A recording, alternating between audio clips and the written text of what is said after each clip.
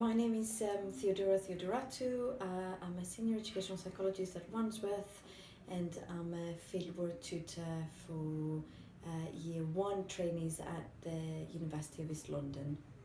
And I'm Emma Shackleford. I am an educational psychologist also with Wandsworth, and I'm also a first year fieldwork tutor for the University of East London.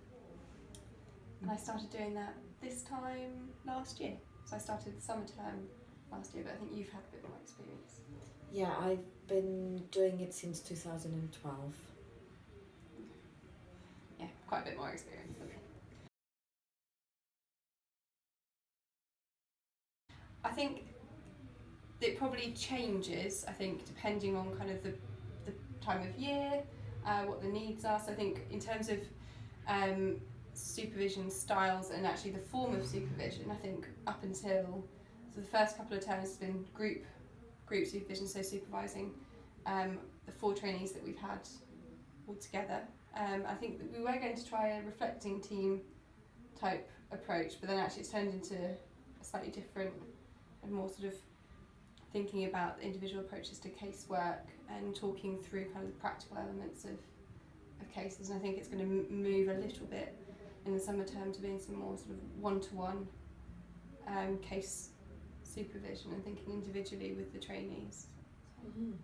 Yeah, and it's I guess it's for me it's helping trainees start thinking about the ideas that come to their head in terms of a case and what hypotheses they start generating. So obviously we are bombarded with information about the children all the time, and it's thinking about, well, what do we select out of all this information that's meaningful to us, and why, and what else do we want to explore in order to get a better understanding of the case and Absolutely. what the child needs. I think it's kind of so it's the theoretical and kind of the actually how do we formulate this, how do we think about this, what is there anything else that we need to know, what do we think we know. There's also kind of the practical, because I suppose and different authorities will be different kind of there. How do we show them what we know, like how do we make it accessible, how do we ensure that the young person gets some feedback. So it's kind of the theoretical but also kind of the practical and accessibility arrangements as well. And a lot of it looks like a lot of it's gonna be okay, doesn't it? Yeah. Because I think trainees want to do a fantastic job, and sometimes it's about adjusting our expectations and thinking about, well, realistically, how much can we fit in the time available, and what does a good enough job look like in terms of what the case requires. Absolutely.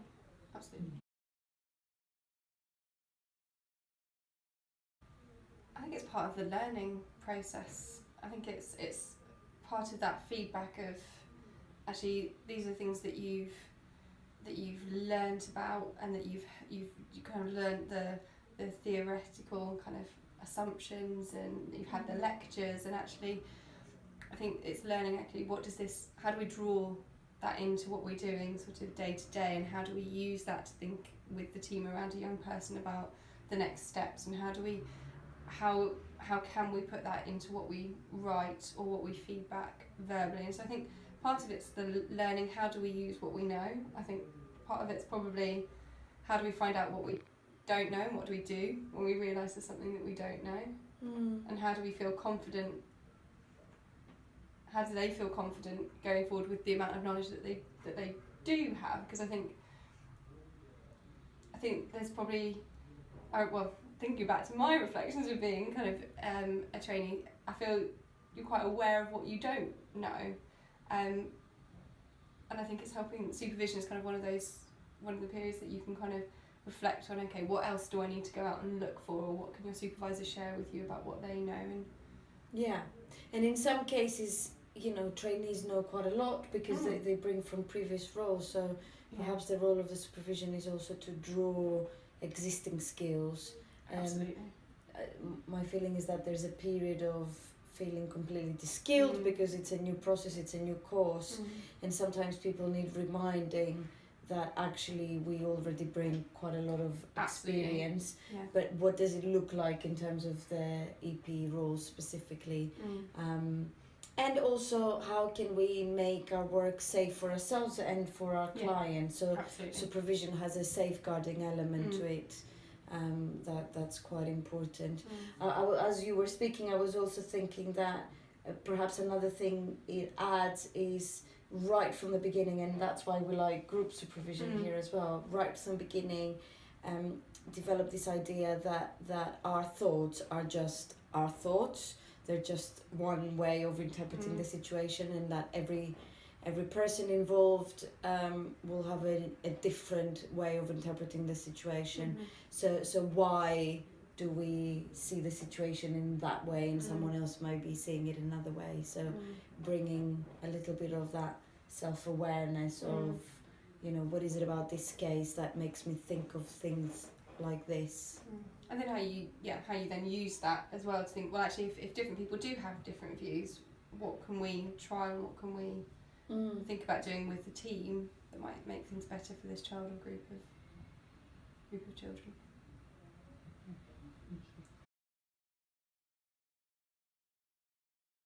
In a sense, we couldn't, I think, introduce somebody to the profession and not introduce them to the idea of supervision, given that it's such a critical part of the work. But also, I guess it's about, there's an element of gently and gradually bringing people to a place where they will be ready to go out there and do independent casework. So yeah, I don't know, it's a gradual stage of and I think it's separating.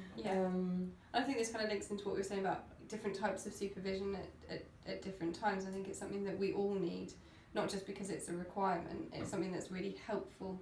I think sometimes having supervision can really help you to reflect on a piece of, kind of almost take a kind of a step back and think about a piece of work, and maybe think about kind of the impact that the piece of work or the casework, how it's affected you and what you might do in the future, and to think about how you can apply your learning. So I think as you said, it's something that will carry on all the way through. I think it's the getting ready to do the job, but also being able to then use supervision, whether it's peer supervision or more sort of managerial supervision, to continue to develop, because we don't stop once we're qualified. And manage the emotional impact it has on us, isn't it? Yeah. That, in a sense, you know, we're engaged with work that can have a significant emotional impact. Absolutely. And being able to manage that, learn from it, but also separate from it. It can only happen through supervision and reflection.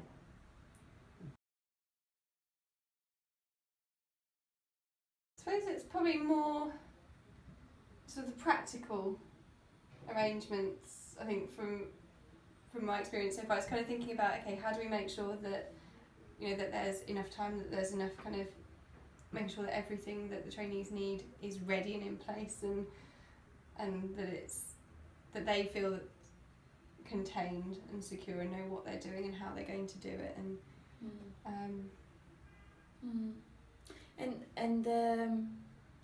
for me personally, it's balancing this very fine line between supporting someone to do the job well, but also letting them find their own style of doing things.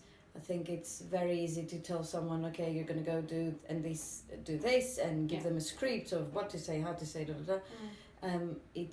but that wouldn't make them necessarily. They wouldn't make them a competent practitioner. So how do you give, but also not give too much, so that people can generate their own thinking? A bit like, you know, a teacher with a student. You know, how do you pose the question in a way that, you know, will inspire their own thinking, rather than telling them what to do and how to do it? And that balance is hard. Absolutely. How are you supportive and yet help people get out of the comfort zone? I think it's also in some ways like it gets me out of my comfort zone a little bit as well. So being able to think about, well, why am I saying that this is what I'm thinking?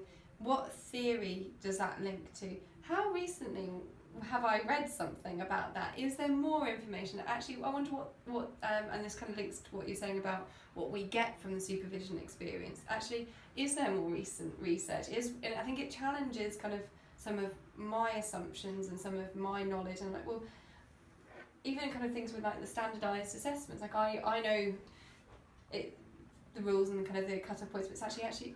Can I double check that this is? I think it makes me a better it keeps us on our toes, practitioner, because I have to be very confident. Like, actually, no, this is why I'm thinking about this, or this theory, or So following from your point, I think it's also important for us to model to trainees that in the same way that we're not expecting them to know everything. We also don't know everything. Absolutely. So it's more the process of what do you do to find out, how do you accept your own limitations in a sense, in order to practice safely. Absolutely. Rather than assuming that we know everything or pretending we know everything, but then lead our clients to places where perhaps it's unrealistic. I think that links in to kind of the principles of consultation as well, about using the expertise and the knowledge of those who know the young person as well. So actually not having to be an expert in everything, and being able to acknowledge that actually there might be some areas that another professional would have more specific subject knowledge about, and actually when you might then need to go off and find out some more information yourself.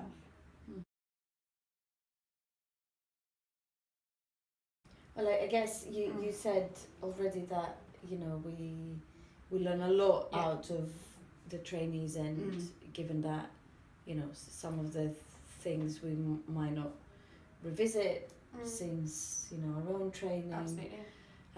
But also the question you said, the why, why did I just do this? Or again, why did I interpret this situation like this? Why am I giving this advice right now to this person? I think having somebody observing you and being with you during consultations and assessment, I think it makes you reflect a little bit in the same way about kind of your practice and the skills that you're demonstrating and modelling.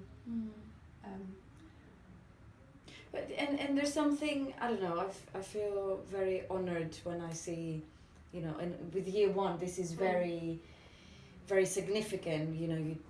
People start at the beginning of the academic year, looking scared and eager, and how you see their journey through year one. I think that's where a lot of changes happen, and in some cases it's very positive change. In some other cases, some of the myths and around the profession have been addressed. I always apologize for those bubbles that are burst in terms of what the idea of the profession is and what reality looks like, but being there for people's journey is very, very honouring. Actually, I think supporting the continuation of the profession as well. I mean, it's something that I'm really passionate about, and I think being able to be involved with obviously the trainees that are here, but also from the sessions going to the university and meeting with the course tutors and being involved in kind of the selection and interview processes and things like that. I think it's not necessarily linked to the direct supervision, but it's part of the role, and I think it's thinking ahead about what the future of the profession is and how we've got a very small role in that. That's something that I feel I get from it.